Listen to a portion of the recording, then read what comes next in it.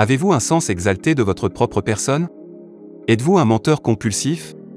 Feriez-vous n'importe quoi pour obtenir ce que vous voulez? Si vous avez répondu oui à toutes ces questions, vous devriez consulter un professionnel qui peut déterminer si vous êtes un sociopathe ou un psychopathe. Les sociopathes et les psychopathes partagent 3 traits communs suggérés par les questions ci-dessus, à savoir la vanité, la tromperie et la manipulation, en grande partie non contrôlées par la conscience morale. Certains experts pensent que la sociopathie et la psychopathie sont identiques. Elles sont regroupées sous le terme diagnostic de troubles de la personnalité antisociale alors que d'autres soutiennent qu'il existe des différences significatives entre les deux troubles mentaux. Nous allons examiner certaines de ces différences dans cette vidéo. Le comportement extérieur des sociopathes et des psychopathes peut être aussi différent que le jour et la nuit. Les sociopathes sont plus impulsifs et irresponsables que les psychopathes, comme le note le psychologue Scott Bon. Les sociopathes ont tendance à vivre en marge de la société. Ils ne peuvent souvent pas garder un emploi longtemps et ne peuvent pas s'installer à un endroit. Ils peuvent voyager beaucoup, mais ne sont pas des touristes. S'ils ne trouvent pas de travail légitime pour payer ce dont ils ont besoin, ils peuvent faire des choses louches comme mentir, tricher et voler les autres. Le célèbre escroc Charles Ponzi a vécu de cette manière. Ponzi a immigré d'Italie en Amérique en 1923. Il aurait dit « J'ai atterri dans ce pays avec 2,50 $ en liquide et $1 million. Des dollars en espoir et ces espoirs ne m'ont jamais quitté. » Selon la New England Historical Society, 2,50 $, c'est tout ce qui lui restait après avoir joué et bu la plupart des 200 $ qu'il avait à bord du bateau qui l'emmenait en Amérique. Après son arrivée à Boston, il a passé plusieurs années à faire des petits boulots dans le Nord-Est. Décrit par un article comme un sociopathe présumé, il a mené une vie de mensonge qui consistait à tromper les riches pour qu'ils investissent dans des sociétés fictives. Il utilisait l'argent des investisseurs pour payer d'autres investisseurs, une forme de fraude qui est connue sous le nom de schéma de Ponzi. Selon biographie.com, Ponzi a passé 14 ans en prison pour son crime. Il a été expulsé vers l'Italie après avoir été libéré de prison et a fini par mourir à Rio de Janeiro en 1999. Par contre, les psychopathes ont plus de contrôle sur eux-mêmes et sont plus calculateurs que les sociopathes. Ils se fondent dans la société plus efficacement que les sociopathes parce que, comme le souligne Bon, ils sont souvent bien éduqués et occupent des emplois stables. Tous les psychopathes ne sont pas violents ou ne constituent pas une menace pour la société, et certains parviennent à canaliser leur besoin de contrôler les autres vers un emploi rémunéré. Ils gravitent autour des postes d'autorité et des emplois nécessitant une analyse objective et une prise de décision. Selon un article du Time, parmi les professions où l'on trouve le plus de psychopathes, on trouve les PDG, les avocats, les chirurgiens et les policiers. Curieusement, les cuisiniers et les vendeurs figurent également sur la liste. Les sociopathes ont un léger avantage sur les psychopathes. Lorsqu'il s'agit d'établir des relations significatives, selon Bon, il est difficile mais pas impossible pour les sociopathes de s'attacher aux autres. Ils sont capables d'empathie dans certaines circonstances limitées, mais pas dans d'autres, et avec quelques individus mais pas d'autres. Gary Ridgway est un bon exemple de la capacité limitée des sociopathes à ressentir de l'empathie et à former des attachements émotionnels.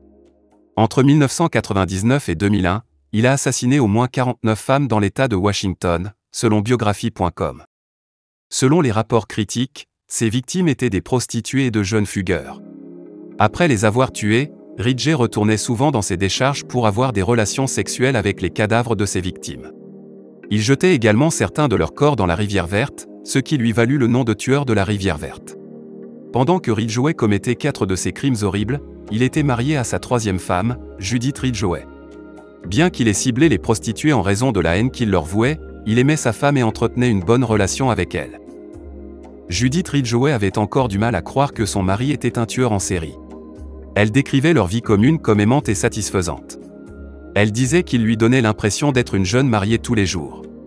Cependant, elle a dû affronter la vérité sur ce que son mari avait fait après qu'elle et la police aient découvert des preuves le reliant à certaines des prostituées assassinées. Elle a divorcé de Gary Ridgway après 16 ans de mariage et n'a plus aucun contact avec lui aujourd'hui, a-t-elle déclaré à l'interviewé. En revanche, les psychopathes sont incapables de former des attachements émotionnels ou de ressentir une réelle empathie envers les autres. Selon Bon, les émotions leur sont étrangères. Ils savent qu'ils devraient ressentir quelque chose, mais ils ne ressentent rien. Un psychiatre nommé Hervé Cleclet a fourni un aperçu de l'esprit d'un psychopathe lorsqu'il a écrit que la beauté et la laideur, sauf dans un sens très superficiel. La bonté, le mal, l'amour, l'horreur et l'humour n'ont aucune signification réelle, aucun pouvoir pour l'émouvoir. Cela rend les psychopathes capables de faire du mal aux autres sans aucune culpabilité ni remords. Bon affirme que la psychopathie est le plus dangereux de tous les comportements antisociaux parce que les psychopathes peuvent se dissocier émotionnellement de leurs actions, quelle que soit la gravité de ces actions. Les psychopathes essaient de compenser cette déficience en étant ce qu'un article de WebMD appelle des acteurs compétents. Ils sont charmants et persuasifs, et ils sont capables de simuler des émotions qu'ils ne peuvent pas ressentir, comme l'a révélé le célèbre chef de secte Jim Jones. Sa mission psychopathe de jouer n'importe quel rôle nécessaire pour gagner la confiance et manipuler les autres quand il a dit que ce en quoi vous devez croire est ce que vous voyez.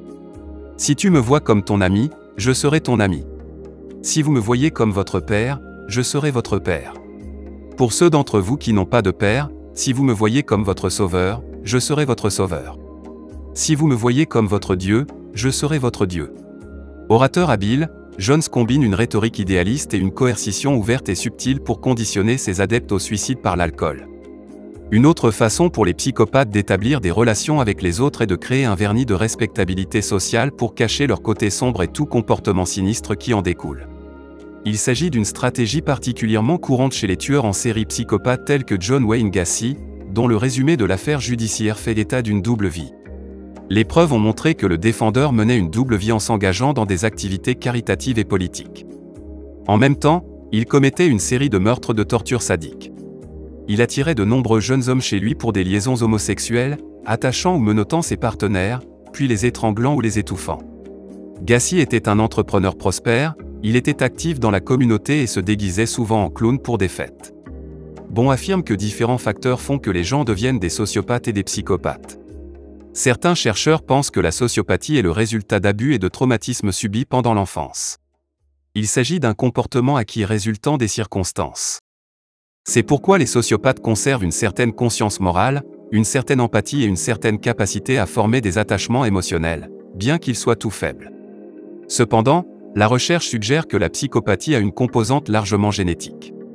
Bon note que la psychopathie est liée à un défaut psychologique qui se traduit par le sous-développement de la partie du cerveau responsable du contrôle des impulsions et des émotions.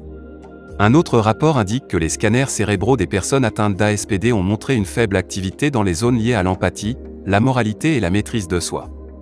Selon une psychologue, les sociopathes représentent 4% de la population, tandis que les psychopathes représentent environ 1%. Cependant, ces pourcentages équivalent à des millions de personnes, il est donc tout à fait possible que vous rencontriez un sociopathe ou un psychopathe un jour. Avez-vous déjà rencontré un sociopathe ou un psychopathe? Comment était cette personne? Faites-le nous savoir dans les commentaires. Merci d'avoir regardé.